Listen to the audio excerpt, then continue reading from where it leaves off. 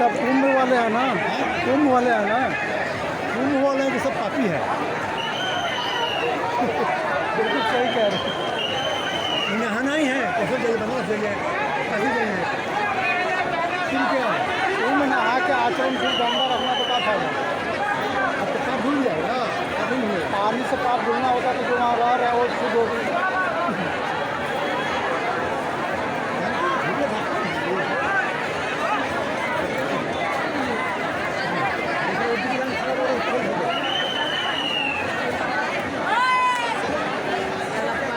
चप्पल गिर गया।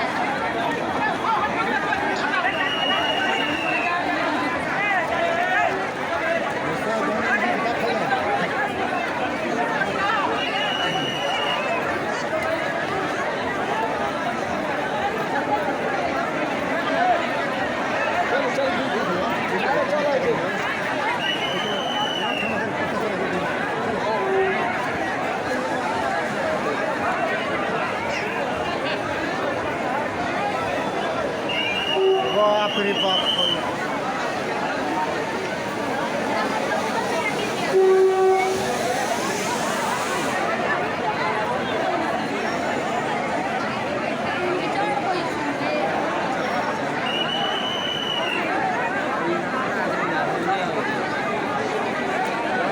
हाथ उधर है।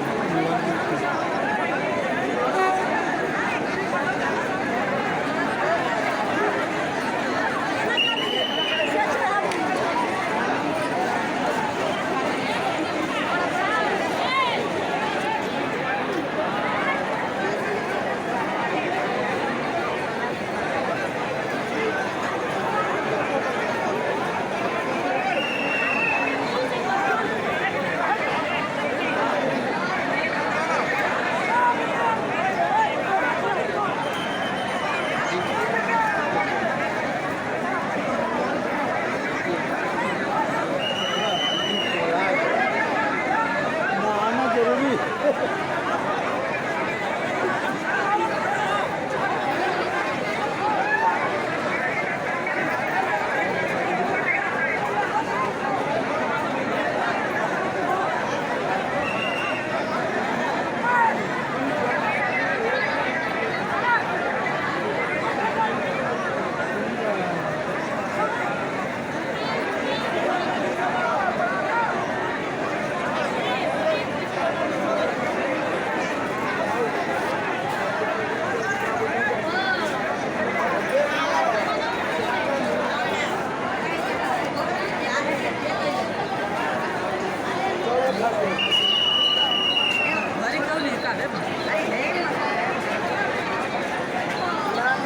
हरिद्वार हावड़ा ही है।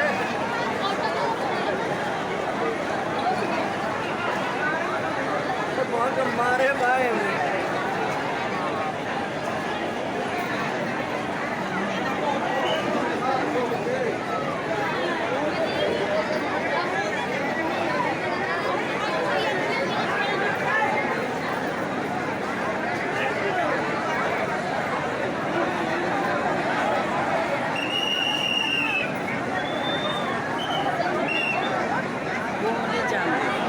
अरे हाथ उधर रखना, मोबाइल गिरेबे का।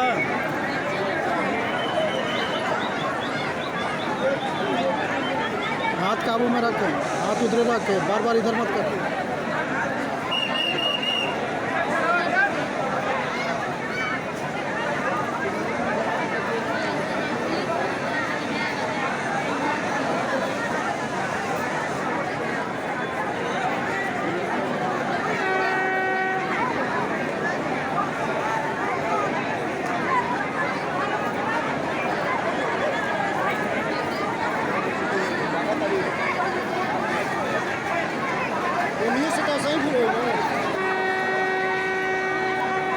ऐसा मत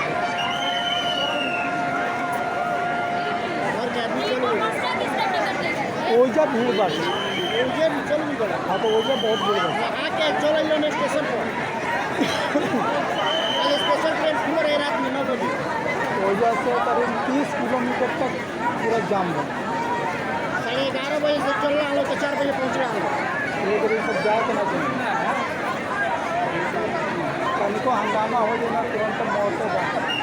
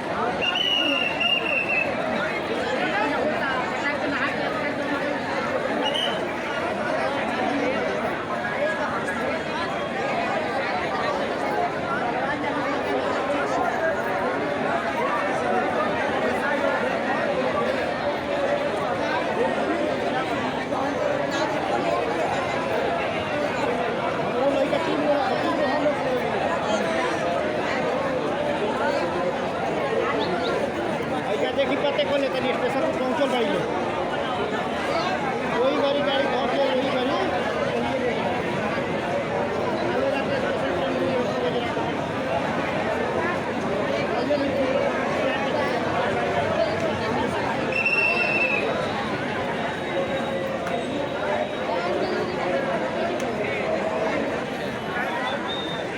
सीन देख लिया।